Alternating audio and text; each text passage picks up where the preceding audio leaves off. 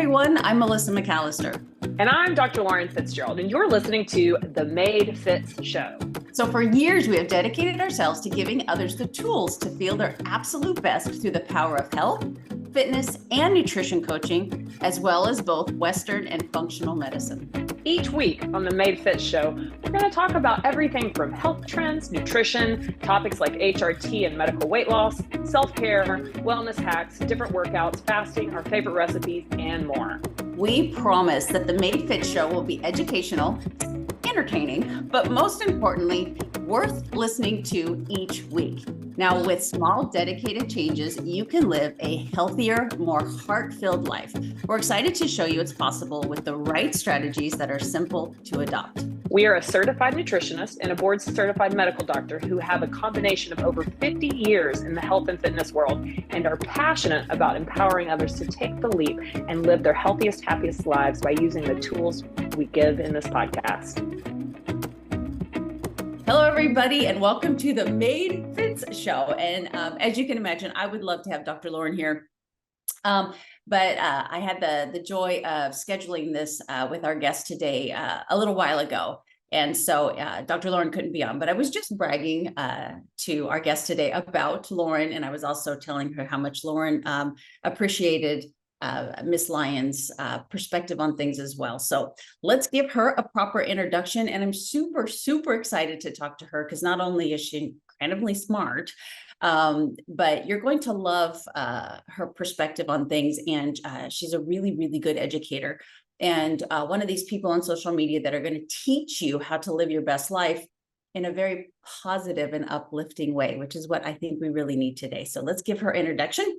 Please join me in welcoming the incredible Megan Lyons, which is just a really cool name in and of itself, to our podcast. Megan is a Harvard graduate, MBA, and former management consultant who followed her heart into the world of wellness. In 2014, she founded Lyons Share Wellness and has since earned a master's degree in holistic nutrition, becoming double board certified in holistic nutrition and clinical nutrition. Now, with over 10,000 hours of international one-to-one nutrition consulting, Megan is a true expert in her field. She is also the best-selling author of Start Here, 7 Easy Diet-Free Steps to Achieve Your Ultimate Health and Happiness, and the host of the popular podcast, Wellness Your Way with Megan Lyons. We're excited to have her share her wisdom with us today. So thank you so much, Megan, for being with us today. Thank you so much, Melissa. I really appreciate that introduction, and I am just so excited for our conversation today. I really enjoyed, like I was just telling you, I really enjoyed just perusing through your Instagram. You guys will it'll be in the show notes. We'll have to follow her. It's very refreshing, very positive. You're obviously very well spoken, but on top of that, you're a good teacher. And in a world today where there's a lot of confusion, I think that that's super important.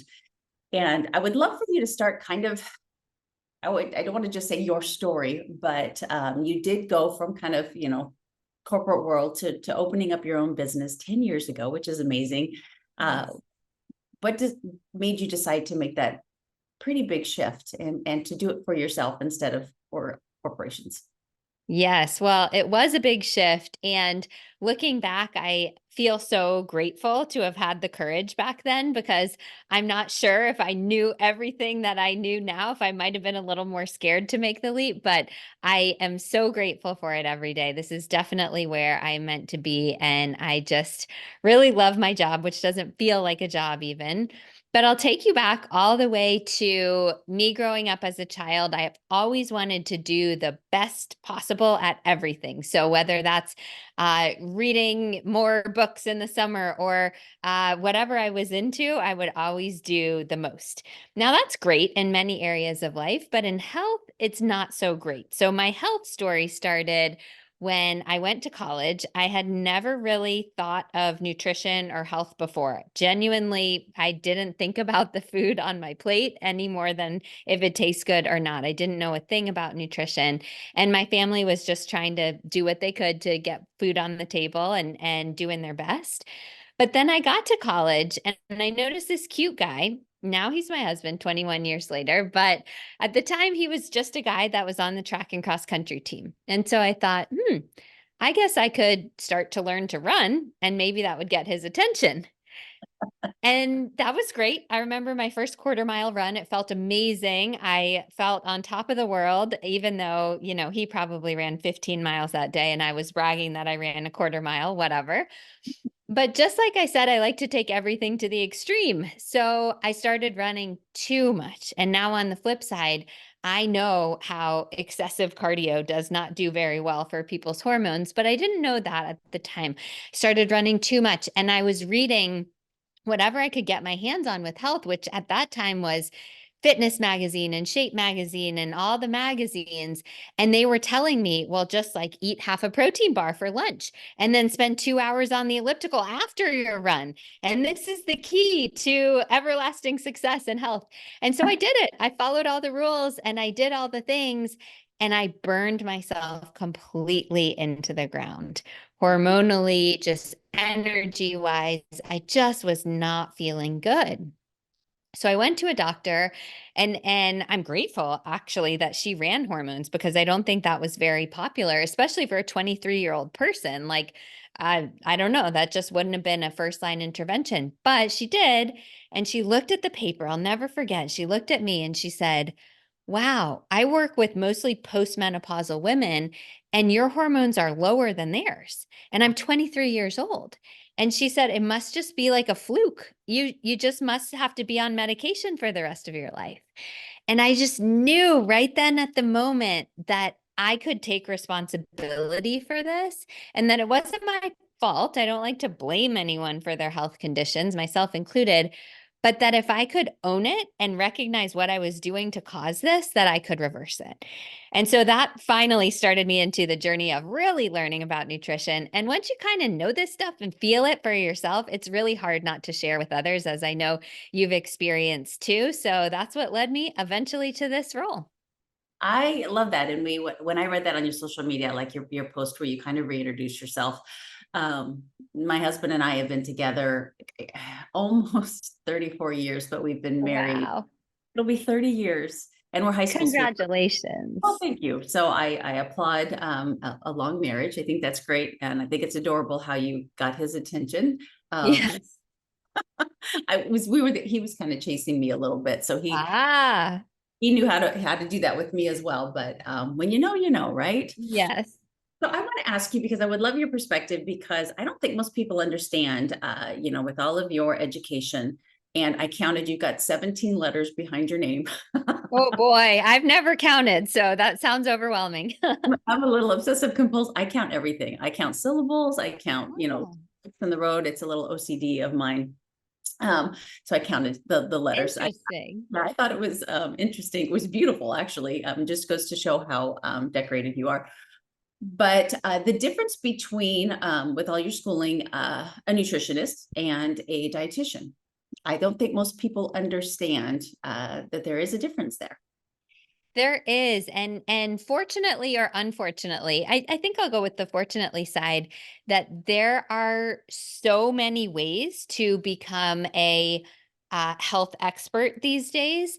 That's great because everyone needs a little bit of something different. And there is a role of someone who is very strictly following the food pyramid and is working in hospital situations. And then there's a role for a more holistic healer who might do energy work or something that I'm not an expert at all. And there's a role for probably everything in between as well, because health is so individual. However, that has led to, unfortunately, the ability to kind of call yourself anything, and then we don't know if it's founded or not. And I will also be the first to say, before I explain the difference, that I learned just as much on the job as I do getting my actual degrees and certifications. So I do not think that someone who doesn't have any degrees or certifications is automatically unqualified. I really don't. Even for someone like me who loves education, there are so many smart people out there who have 0 degrees, and that's amazing too. We just have to be a little bit careful. And if you are looking for some one-to-one support, it does make sense to look into the person's background. Someone who's a nutritionist might have a master's in nutrition and might have all these things, or they might not. Someone who's a registered dietitian does go through a specific credentialing phase, and learns maybe something that's more structured as opposed to holistic. So I genuinely see the benefits of all kinds of different professionals, but there are differences. Yeah, absolutely. And I know in the state of Texas where you're in Texas too, right? Yes. Uh-huh. I read that. I was like, oh, we should have coffee. Yes. When I'm in Texas, I know that Texas is very lenient when it Yes. comes to those kind of labels, and I wholeheartedly agree with you that you want to make sure that somebody is done some work, is specializes in a certain area, has their education. And I was just talking to Dr. Lauren.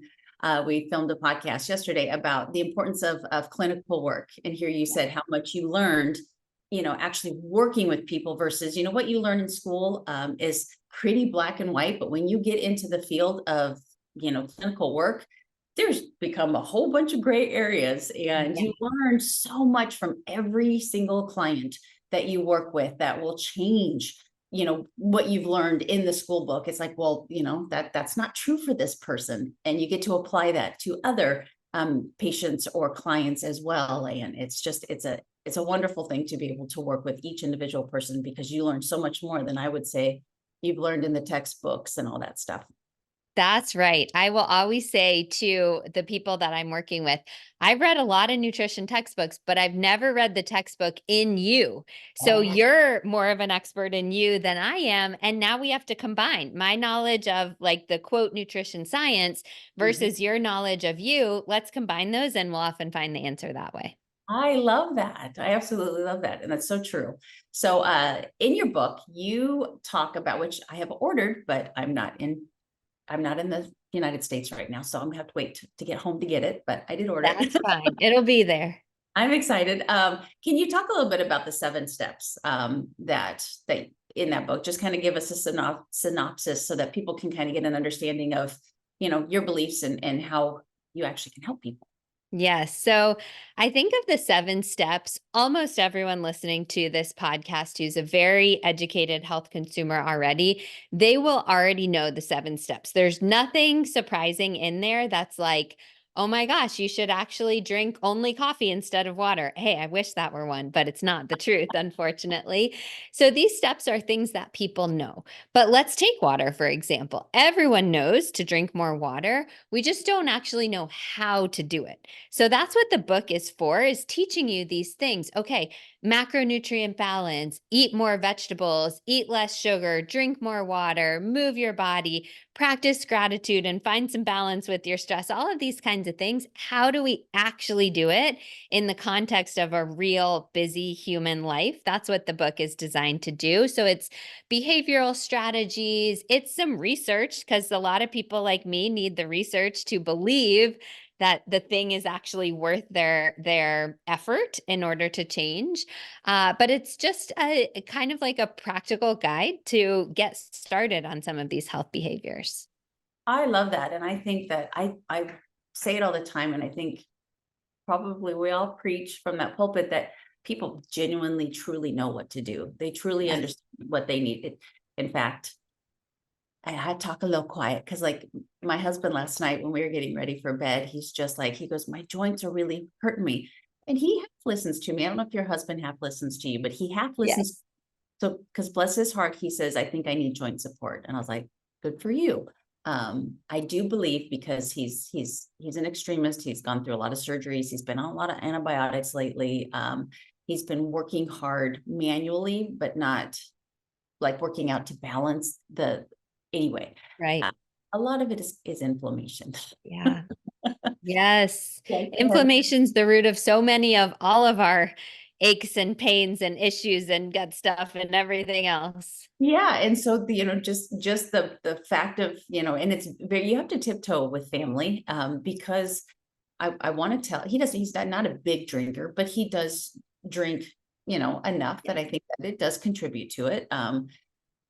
he had chips and salsa last night before bed. And so I know that there are, diet-wise things that he could do. And I know he knows this too, but Yes. it's just, he just jumps to the joint support because that's a pill, and that's as opposed to and I knew he didn't want to hear me say, well, you got to clean up your diet.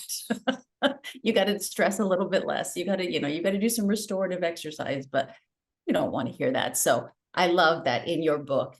It's really the how-to, because I do really believe that we know what we're supposed to do. We really, truly do. And so it sounds like a very good book. I'm excited to get it. Well, I'm excited for you to get it. And I wholeheartedly relate to the story you told. My husband still half listens to me, and I think that's how it will be the rest of my life. But even for the other family members who didn't listen to me at all, then once it was in a book, then all of a sudden they're like, oh, okay, now I'll start drinking water or whatever. So Right. sometimes the book does help, but family is just hard, amazing and beautiful and wonderful, and just hard. And I wouldn't want them to tell me either. Like, hey, Megan, don't eat that chocolate. I'm like, I know, I just want the chocolate right now. And that's okay. Yeah, 100%. I would love to dive in to your teachings with thyroid health.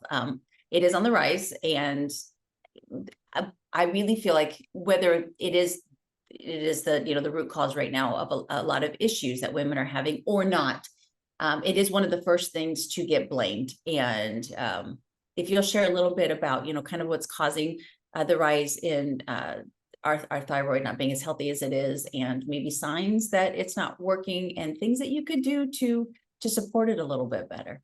Absolutely. Well, you're right. It's certainly on the rise. And a lot of people think it's because we are getting better at diagnosing these things, which in part could be true. Like testing for Hashimoto's, I never even tested my patients for Hashimoto's 8 years ago. So something like that is really changing, but that doesn't explain the whole difference in why thyroid conditions are increasing. I think the other causes, and this is in part, it's like educated guess, because looking at all the research, no one knows exactly one cause, but we can tie a lot of different things to the increase of thyroid condition. One is that ever connectedness that we all feel. We're always connected. We're always stressed. We're always going, going, going.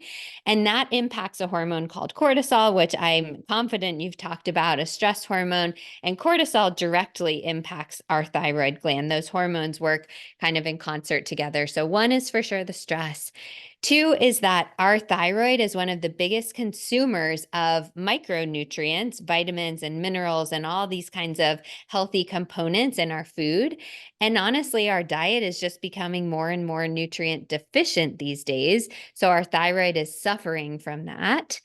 And then three is probably the advent or the increase of inflammatory foods, chemical preservatives, all of this kind of stuff that even people who are careful health consumers like myself, I can't avoid all of those altogether. So I try my best not to use a ton of plastic, but is there plastic in my home? Of course, there's plastic everywhere. Like I try to get nature, but yes, there's pollution. I try to eat healthily and buy organic vegetables and whatever, but even then there's some glyphosate on there oftentimes. So we just are living in this kind of toxic inflammatory society. And I don't say that to be fear mongering at all, because we're all just doing our best, and that's amazing. That's all we can do. But it does put us a little bit on the uphill battle. So I think all three of those combined are leading to the increase of thyroid conditions. I'll answer the other parts of your question, but let me just pause and see if you have anything to say, or if I should keep going. No, I do, but I want you to finish, because I think it might lead to us going into a different direction. So keep going. Okay, perfect. So the second part of your question was, how would people know? Well, we think of two main categories of thyroid conditions. One is hypo or slow thyroid, and then the other, or low or slow, both. And then hyperthyroid is high thyroid or fast. So when people have seen labs from their practitioner, they usually only test something called TSH, and it's exactly the opposite of what you would think. So a high TSH, thyroid stimulating hormone, means that you have low thyroid hormone. So high TSH, hypothyroid or low thyroid. And low thyroid, everything feels slow. So digestion is slow, that's constipation. Your energy is slow. You feel very fatigued. You feel moody. You have hair falling out, brittle nails, thin skin, weight loss, weight loss resistance. There we go. So often weight gain, but resistance to weight loss, feeling bloated, all kinds of just irritability and sluggish, icky feelings. Hyperthyroid, everything is fast. So your TSH would be low, but everything's fast. You're anxious, you're wired, you can't sleep, you have insomnia, you are losing weight too quickly in many cases. You have temperature irregularities, you can't control your temperature. It's just everything fast on the hyperthyroid side. I eat. So I'm sure I'm every woman right now because I listen to all the symptoms of both hypo and hyper, and I'm like, I feel like I got it all. Well, that's actually really common. And I talked just for a moment about Hashimoto's. Hashimoto's is an autoimmune condition of the thyroid. And one of the most common signs of someone entering into Hashimoto's, like the beginning of the autoimmune attack, is they're rapidly fluctuating between hyper and hypothyroid. So that can be a symptom. But even without Hashimoto's, if we have any other hormonal changes, if we're perimenopausal, if we are in a high cortisol state, that stress, like any other hormones, that can shift us back and forth between hyper and hypothyroid, which makes the diagnosis like super confusing, honestly. Yeah. Working with clients, I have a lot of them that will, share their blood work, and they're still, so they're in the reference range. They're not optimal, but they're within the reference range, but usually at the very low end. Yeah. And at that point, without, and maybe they don't want to be put, on Synthroid or any kind of medication yet. What do you suggest that they do to help kind of support that thyroid in a more holistic way? Well, it'll kind of depend on the person and their symptoms, of course, but I'll tell you a couple of common interventions, and it will tie them back to those root causes that I initially suggested. So, rebalancing stress is always going to be one, making sure the person sleeps. And I know that's like the least sexy intervention. It's the one that I honestly resisted. I'll eat the right things, I'll exercise, like no problem, but prioritizing sleep was hard for me. And when I really focused on that, maybe call it 7 years or so ago, my whole health shifted. That was really, really important. But that's critical for thyroid healing, stress management, sleep, all of that. Then my second, the nutrient deficiency, we have to make sure the person's getting adequate micro and macro nutrients. So micronutrients, a full spectrum of colors from plants, vegetables, fruits, all of that kind of stuff. And macronutrients, really making sure that we're focusing on good quality protein. Protein's very important for, I would say, everyone, but especially someone with that thyroid condition. Good quality fat as well is really soothing. Fat is a building block for many hormones, thyroid hormones being one of them. And then having the right sources of carbohydrates for someone who is dealing with, especially hypothyroidism. We don't want to have all of our carbohydrates coming from sugar and refined carbs and things that will alter our blood sugar very quickly. So thinking about stabilizing carbohydrates. And then for some people, it might be a next step intervention to try like a thyroid glandular, which is like a desiccated form of another species thyroid gland. Or there might be some adaptogens that I might suggest to help people balance out some of the other factors. But I think just starting with stress, sleep, and food to start is a really good place that anyone can do if they're just listening.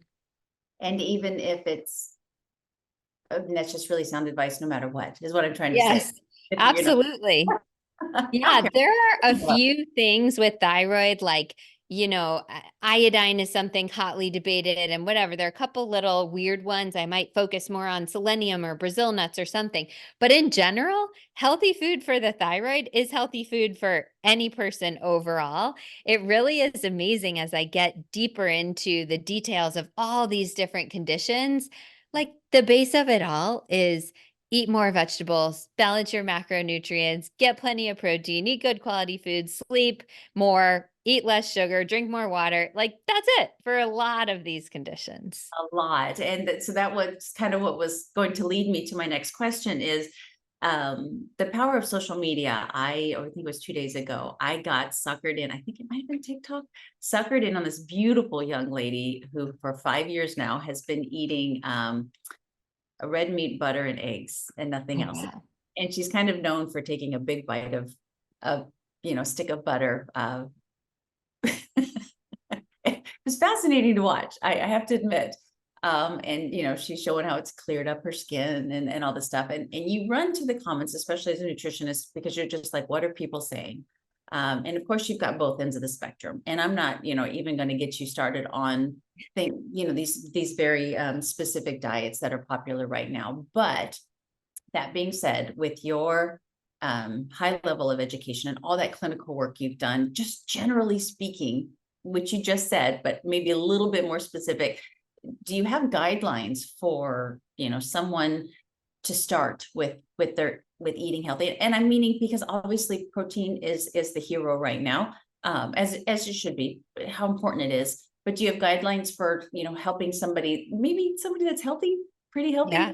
looking for a nutritionist to lose weight and just feel better, have more energy? Do you have guidelines for especially like macros and stuff like that? Yes, I do. I'll get into macros, but the first one is one of those things that is a chapter in my book that people have heard, but they're just not doing, and it's vegetables. I will so often start a client consultation by saying, oh, like, how many vegetables? Well, maybe not start, but I'll throw that in there at the beginning. Do you eat a lot of vegetables? How many vegetables are you eating? And they'll all be like, yes, yeah, oh, yeah, yeah, I eat really healthy. I eat lots of vegetables. And then I'll just give them a little post-it note and I'll say, can you just for the next week until we meet next, could you put a tally for every vegetable that you eat on the post-it note? And they'll be like, oh, yeah, that's really stupid, but I'll do it.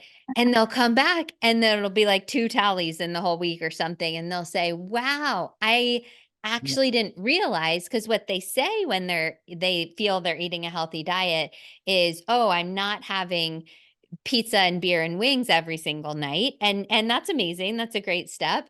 But they're just not including enough of the things that really fuel our metabolism and our thyroid and all of that. And I think it starts with vegetables. I know that carnivore and all the diets are popular these days. And I just feel for a long-term sustainable approach based on the research, it's almost impossible to be healthy without vegetable consumption. So I would start there. And then what you said is macros. For people who are starting out, which was the basis of your question, I first encourage them to think of a quality source of protein, fat, and carbohydrates at each meal without even counting or doing any numbers or any of that. And when I say quality, that part is important because let's say for fat, I could do, French fries which are carbs too, but let's call it a fat. Or I could do avocado. For protein, I could do like a hot dog at the ballpark, or I could do like a wild caught salmon. For carbohydrates, I could do Wonder Bread, or I could do broccoli. And obviously, everyone knows the quality of those things are very different. But just by focusing on a good quality, there's something on my plate that's good quality protein. There's something on my plate that's good quality fat, something that's good quality carbs. That gets people off to a really great start. And then if they want to go further, if they want to start counting their macros or start really balancing their plates, I will support them in that. But I don't think, just to answer your specific question for the starting person, I don't think that's necessary all the time. I love that. And do you find that people come to you originally wanting to lose weight? Is that, or I mean, So yes, and I have some people who they might have 100 pounds to lose or more. They have a significant amount of weight to lose where that is their one and primary goal, one and only goal in many cases. And then the big chunk of people in the middle are like, I want to lose weight and I have high cholesterol, or I want to lose weight and my thyroid's off, or I want to lose weight and I have eczema. It's like part of their concerns, but it's not their only concerns. I would say that's 80% of my people, many, many people in there. And then there are some who they want to gain weight or they have another issue and they're not concerned about their weight at all, but that is a rare group. So I think the answer is yes. That's kind of a reflection of where we are in society, where most people just do want to lose some weight these days. Yeah, for sure. I agree with that. And I'm glad you brought up cholesterol because tell me if I'm wrong, because like I told you, I mean, I binge watched your, and I'm 99% sure it's you, but you were talking about cholesterol and low cholesterol, correct? And Yes, I'm I sure. I really loved number one, how you explained this phenomenon of low cholesterol, and if you would share with us a little bit about your thoughts on cholesterol. And obviously it can be too high, but it actually can be too low as well. Yeah, that's right. It's something that makes me nervous with the overprescription, in my opinion, of statins. Statins are a life-saving medication for many people who have extreme high rates of cholesterol. But what I think we're missing in really just saying the lower cholesterol, the better, is Yeah. that cholesterol is foundational for two really important aspects of our health. One is brain health, and the other one is hormone health. Cholesterol is required to form hormones. So, for people who are going through any kind of hormonal transition or might just have unstable hormones overall, getting that cholesterol too low is not the right move, in my opinion. And then when we look at the research on dementia, all cause dementia, Alzheimer's, et cetera, many different varieties of dementia, the people who have very low cholesterol actually do worse in the long-term outcomes of dementia. And my brain is one of my favorite organs. It's something that I really care about prioritizing. So I don't want to do anything to get my cholesterol too low. Like you said, there is such a thing as too high. So I'm also not saying, like, eat fried food every single day and don't care about cholesterol. But for me, having that right in the sweet spot, having really high HDL, people can remember high, we want it higher. That's what has been previously called the healthy cholesterol. And then a moderate amount of LDL, which has been previously called the bad cholesterol, and then low triglycerides. That's what I'm going for, as opposed to an overall low number. Yes. And that's just anyone listening today. And what I always telling my clients is if you uh, just get the total number, if they just tell you your total cholesterol and they'll tell you, you need to be on medication because of that, please ask them to test more in detail. You should know those things. Yes. And it's no different than with your thyroid as well. They'll just come to you and say, they tested my TSH, and it's like T3, T4. Yes, exactly. Yeah, you really need to ask your doctors to pull everything apart and look at all the different aspects of these areas of health markers, and make sure that every single detail is looked at, and not just in one single overall number, because that is absolutely not enough information to give you any kind of a plan to fix something that may not even need to be fixed. That's exactly right. And it's not enough information to thrive. So just testing the TSH or just the total cholesterol, it's enough if your primary concern is like, let's not die tomorrow, which that's important too. So thankfully, we have people looking out for that. But Yeah. if your concern is to thrive and feel optimal and feel comfortable in your skin and sleep well and have energy and all of this stuff, these basic numbers are not enough. I agree with you. So Megan, I have a question for you. I went, spent a year with Nutritional Therapy Association, and we learned just, spent intensives learning a bunch of different things. And I really got interested in the gut. And so after that schooling, then I went to Restoration Wellness and spent 3 months just learning on the gut in and of itself. And in my very humble opinion, and I would love your humble opinion too, even if it's Yes. mine, is it really does. And my audience is like, I know what she's going to say. She says, but I really want you to look at your lifestyle, probably the 7 things that you talk about in your book. Exactly. The hydration, the stress, the sleep, the whole foods, the exercise, the, the happiness in your life, all of those things. When you really focus on those, if things aren't going right, you just don't feel well. That's where we start. And then when you feel like you've got a pretty good grasp or handle on these areas in your lifestyle, then we look at gut, Yes. and then we look at hormones. That's kind of the way that I feel for most clients. That's where we need to go. Let's lifestyle, then gut, because when it came to continuing my education, I was here with, there was blood chemistry, which fascinates me. There was hormones, and then gut health. And I was just going back and forth, but talking with a lot of like the gutsy gynecologist. And I asked Cynthia Thurlow and all of these gals, which do you feel is more needed, gut health or hormones? And, hands down, they said gut health. Do you feel that way as well, or do you have a different perspective? No, I agree completely. I think when people are talking to me about what labs they want to run, almost every woman is like, well, hormones, hormones. And I'm of the opinion, sounds like just like you, that that's not really that helpful just to run blood hormones until we've done all the other stuff. Because so often, just quote, hormones being off is not the root cause. Even taking back to my situation when I was 23 and my hormones were so low, that wasn't the root cause. It wasn't a fluke. It was that I was burning myself into the ground and not treating my body well. And fixing that is what fixed my hormones. It wasn't that I had to take hormones for the rest of my life or anything like that. And most people are the same.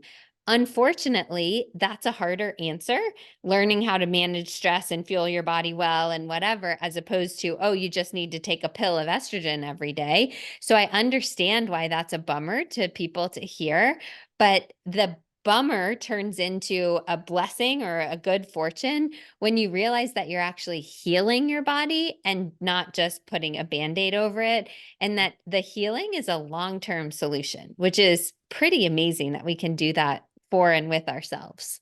Yeah, and the positive side effects that come with, especially starting with that lifestyle change, and then and fixing the other things along the way is tremendous, including without even trying to lose the weight. You will have weight loss because of these positive changes. Like, I love the quality protein, the quality carbohydrates, to look at that plate. And I always tell people, to all of my clients, I say, because we'll work, individually with their diet. And when something is working really well for them, I always tell them, I want you to take a picture of that plate. Yes. And put it in your phone, because 6 months down the road, you could look down and go, the weight's creeping back on, or I don't feel the same, or I'm always hungry. And you could look down at your plate and then pull up that picture and kind of compare and be like, oh, there's a lot more, simple carbohydrates on that plate and a lot less protein, or there's no fat on my plate. And it's such an easy, quick, successful way to be able to look at what was working for you. And even though people will always tell you, I haven't changed a thing, pull Right. out pull out that old picture, and compare to, how you've kind of slipped into maybe old ways or new ways that aren't working for you near as well as it was when you were eating, this amount of food, or these types of, plating your food in a specific way. That is so smart. And I'm going to steal it if you're okay with it, Absolutely. because I already have clients take pictures of their plates for me, and I'll have them upload it through the app. And we'll just do kind of periodic check-ins on the quality of the food that they're eating and the balance and whatever. But now I'm going to tell them, save that on your phone. And hopefully you'll look back in a couple months or years even, and you could solve your own problem. I love it. Oh, I'm glad. And I mean, I'm every once in a while I'll go back to tracking, because I think that's Yeah. important. I even track my water, because sometimes I'm like, my skin feels dry and I'm drinking my water, and then I'll, Yeah. track my water and like, you're not drinking your water. Yes, I Uh, know. but I'm just not one to pull out a scale and to weigh everything and to measure everything. For me, that's just not for me. So those pictures, it's just like taking, instead of weighing yourself on a scale, taking those selfies that you can still Yeah. look and see the difference there. So would you share a little bit about your beliefs in, gut health, like, the prebiotics, probiotics, postbiotics, symbiotics, all of these, great things that are being marketed to help with gut health, but where you think that we should really, really focus on. Yeah. Well, there's so much out there. And the cool thing is that this field is constantly evolving in terms of what research is available. So that makes it exciting for me, honestly, but I understand why that makes it confusing for the average person whose job is not this. So I do have empathy for that. I will say, I think if I had to choose between all of those biotics that you said, probiotics are my number one. But I will also say that in a quote perfect world, I don't think we should need any of this stuff. It's our modern lifestyle and our food practices and all of this kind of stuff that's causing us to need all of this. So probiotics, 100 years ago, our grandparents were not taking probiotics and they were just fine. But they did not live in this over sanitized world where their carrots had been washed with chlorine 18 times and whatever. And we were getting so much natural probiotics from the soil, from fermented food, all of that. And then we weren't wiping out the ones in our body with antibiotics. So I don't think we are designed to need a pill of probiotics, but I do think that many people these days need probiotics. I myself take a probiotic probably 90% of the time. I like to rotate various things, but I do think that's helpful to populate those good gut bacteria that we have, chewing up our food and helping us absorb and utilize the nutrients. And then prebiotics are kind of like the food for the probiotics, the food for the good bacteria in our gut. And even as recently as a couple years ago, I would say no one needs a prebiotic because we get plenty of that from our vegetables and our food that we eat. And now I'm starting to change my tune. I don't personally take a prebiotic because I eat plenty of vegetables, but I just realized I was being somewhat unreasonable with people. And I do think now that some people do better to take some prebiotic fiber on their way to increasing the fiber that they're getting from their diet. That can be a nice stepping stone. And then postbiotics are the newest of all of them. These are things that are formed when we have healthy gut bacteria living inside of us and we do eat the fiber, then they kind of churn out these postbiotics. And postbiotic supplementation is a way to circumvent that process, to just give you the byproduct instead of having your body do it on its own. So I think that's really interesting as a treatment. This is not something that I take personally, but I do think that as a treatment, just like honestly fecal microbial transplants in the future, I think that will be very common and super cool research behind it as a treatment for some kind of conditions. But I always hope that we can get back to the basics of like, let's eat some fermented food. Let's take care of our gut with the lifestyle aspects and not taking unnecessary antibiotics and these things. And then all of the supplements are just a helpful addition to that. I agree, totally agree. And my last big question for you is, you know, an expert in many, many areas, and obviously have created great protocols for people, especially with I think it's neat that you have the clinical and the holistic side, such a huge toolbox to be able to help people.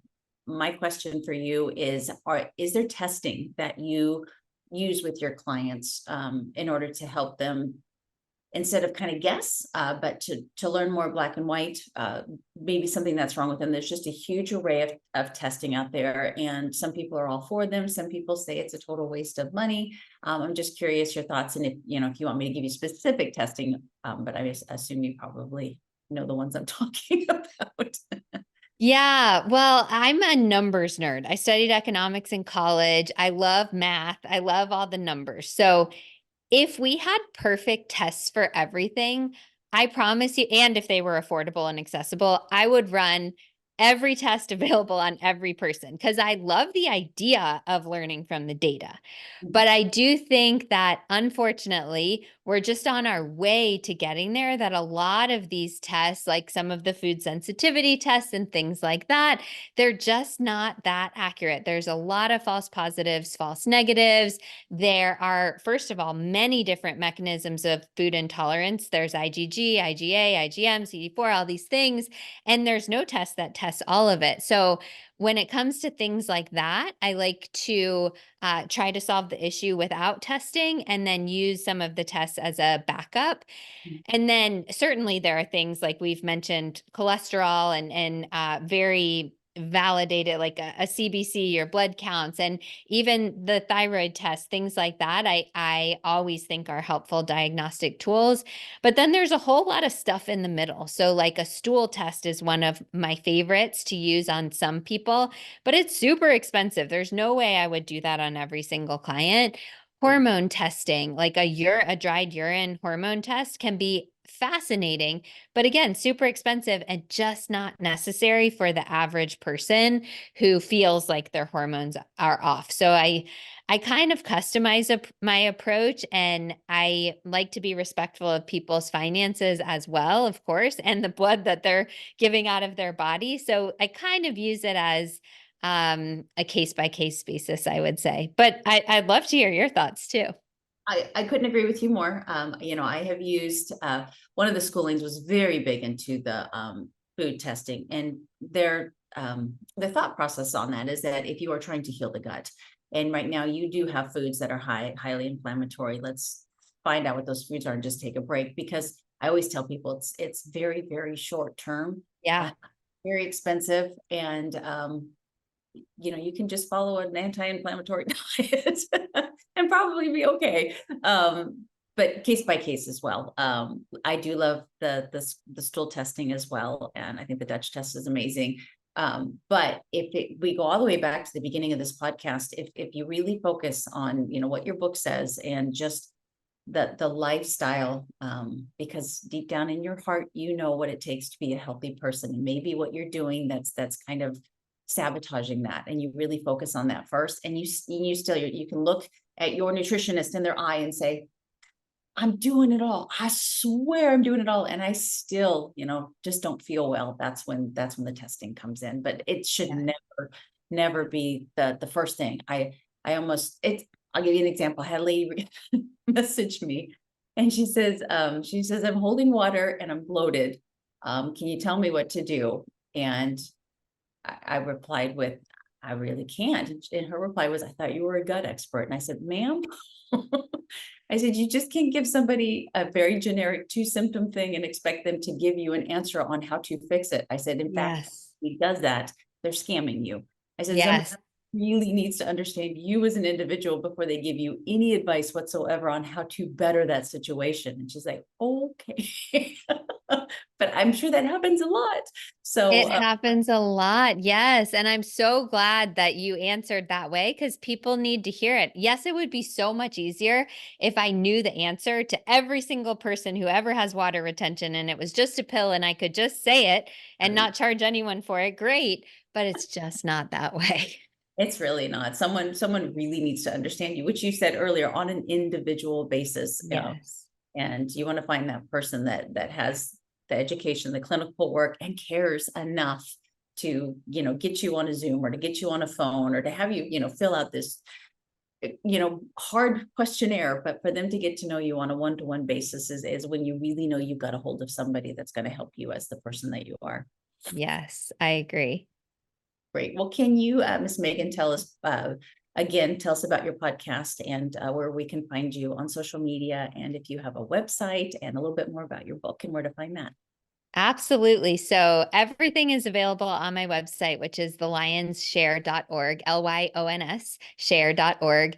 I've been blogging there every week since 2013. So there's a whole lot of free information up there. If you just want to search anything, it's probably there. And you can also find links to social media there. I'm at the Lyons Share on Instagram. My podcast, Wellness Your Way, is linked there. You can find everything right there. I love that. Do you have any kind of Dr. Lauren and I are laughing because she's struggling. I always have a sign off with my podcast, and I haven't had the opportunity to listen to yours yet. Or do you have a quote or any kind of a mantra or anything that kind of ties who you are to this specific saying? Oh, I love that. I don't use this on my podcast. But one of my favorite quotes ever is go confidently in the direction of your dreams, live the life you have imagined. And I think that health is such a root of being able to do that. We don't get healthy just to fit in the genes, although that's so awesome when we fit in the genes. We get healthy to live the life that we have imagined. So I hope that people listening just feel uplifted and motivated to take one little step today that allows them to better live the life they've imagined. That's really good. I think you should use it on your podcast. Thank you. Maybe I will. And I'll give you credit every time. I will tell you that, and my audience is about ready to say it with me, that we always say that I hope you wake up feeling prepared and that you go to bed feeling proud. Yes, I love that. So thank you, Miss Megan, so much. I'm glad that we connected. And I do mean it. I would love to, if you're up to one time having coffee together or a piece of chocolate or something like that. Both, maybe. Let's do it. We can stay connected. And I really appreciate you being on the podcast. I really enjoyed it. Thank you, as did I. You guys have a great day. Wow, we've reached the end. But before we leave you, we'd love to hear from you. After all, it's not every day that someone reaches out and asks for your opinion. And to us, your opinion does matter. Now, the content in this episode is not intended to be a substitute for professional medical advice, diagnosis, or treatment. Always seek the advice of your physician or other qualified health provider with any questions you may have regarding a medical condition. Share this episode with anyone you think needs to hear this message. And please remember to do your part of the bargain by rating, reviewing, and subscribing wherever you listen to the Made Fits show. We are Melissa and Dr. Fitz, and until next time, thank you for your time, support, and action you take in your own health journey. You get one life. Let's live it abundantly together.